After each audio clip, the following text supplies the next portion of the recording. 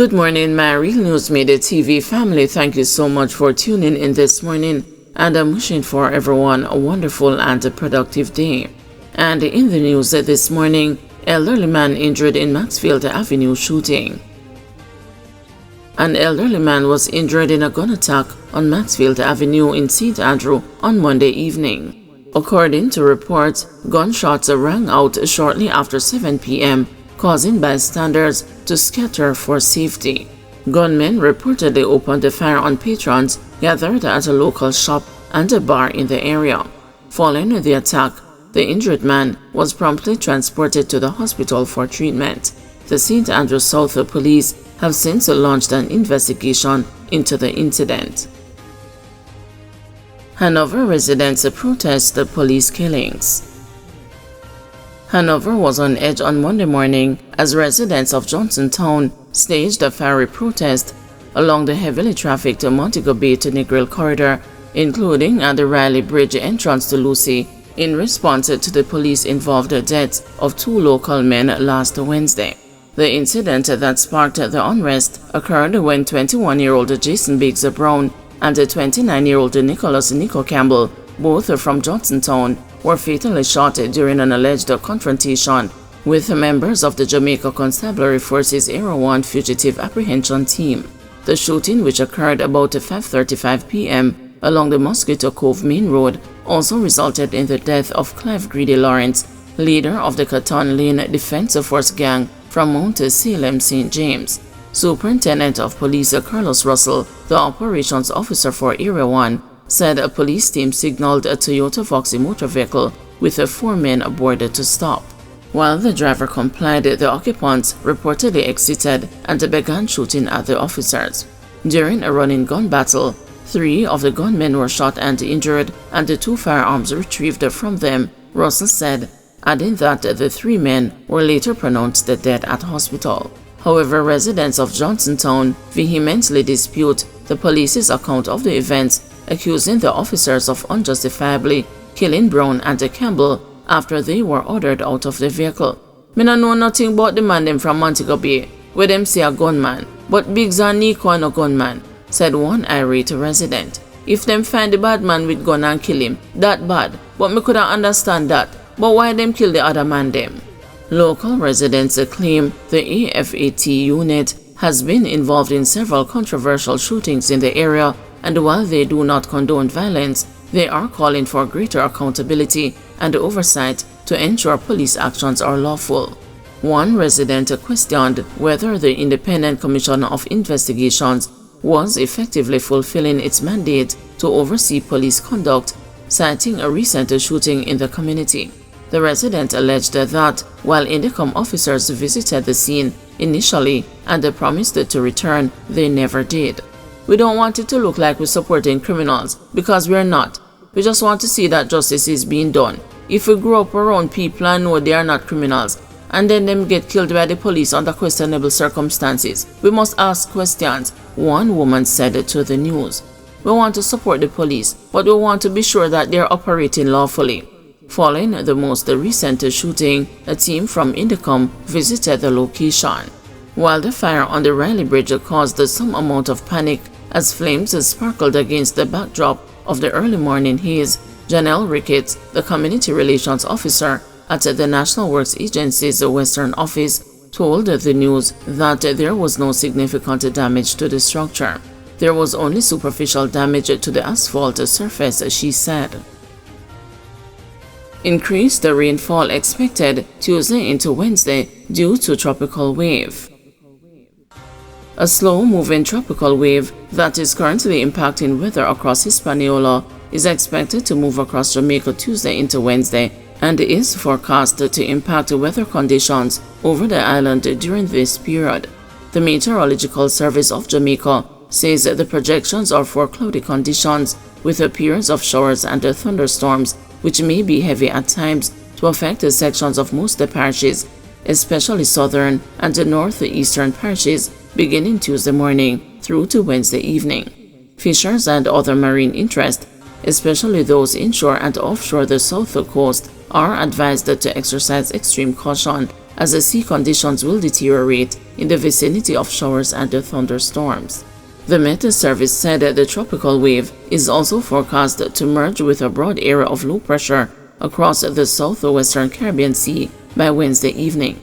It said the low-pressure system currently has a 50% chance of tropical cyclone development over the next 7 days and could begin influencing weather across Jamaica by Friday. The Meteorological Service will be closely monitoring this system for further development.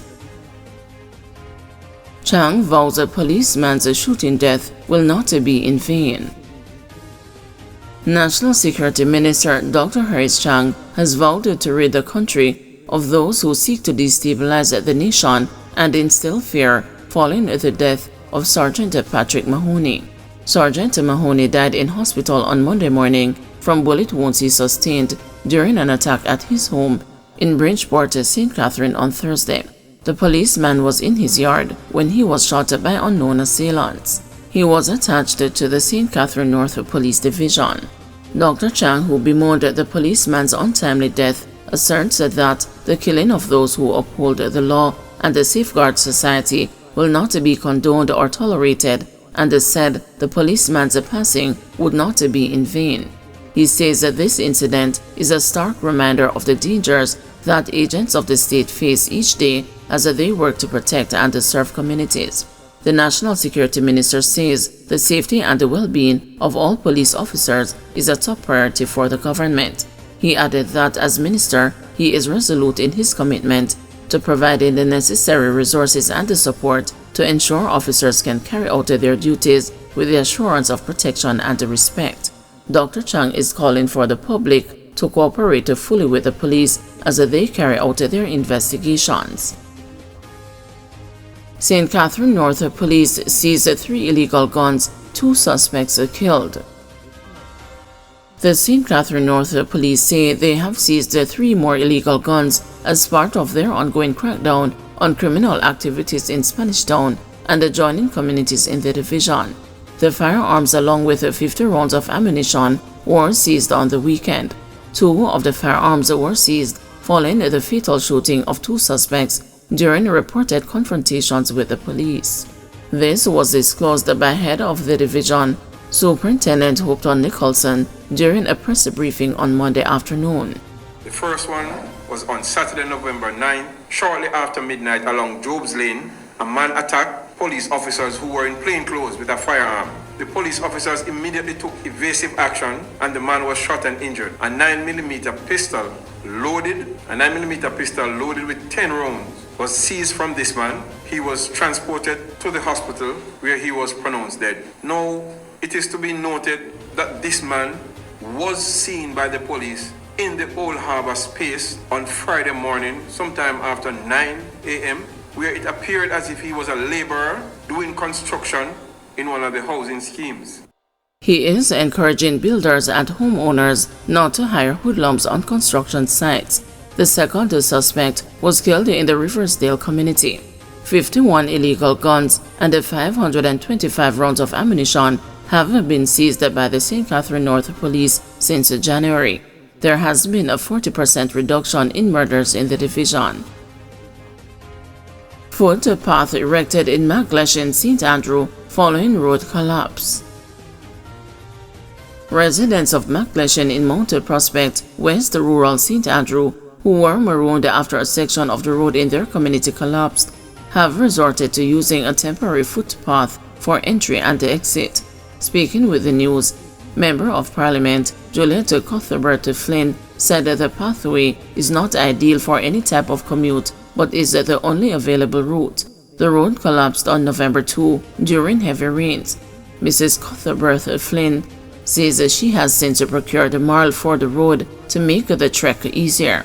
The collapsed roadway is the only drivable route leading to and from the community, heading into Golden Spring and Brandon Hill.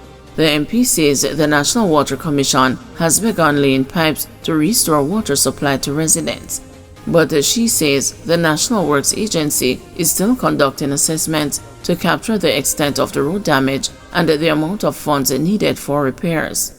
still raining every day, and so nothing has really changed except NWC came into the community the day after and began laying pipe so that the residents could be connected to water supply. But as far as anything else, we're still awaiting the NWC technical team to really come back after their assessment to really make a definitive on as far as what is going to be done. I've not received any reports just yet, and I think they have to really quantify the damage. What is going to be the alternate route, if there's any that was identified? Because again, as you know, where the landslide took place, houses are meters away from there. Are they going to encroach on somebody else's property? So I think a lot of things would have to go into this assessment. A farm road that was cut years and years ago, and we are going to try to reinstate that through possibly a RADA program so that the coffee farmers are able to get to and from the Mount Prospect area to the Mount Oreb area, which is the other side of where the breakaway is. But that will also ease the burden.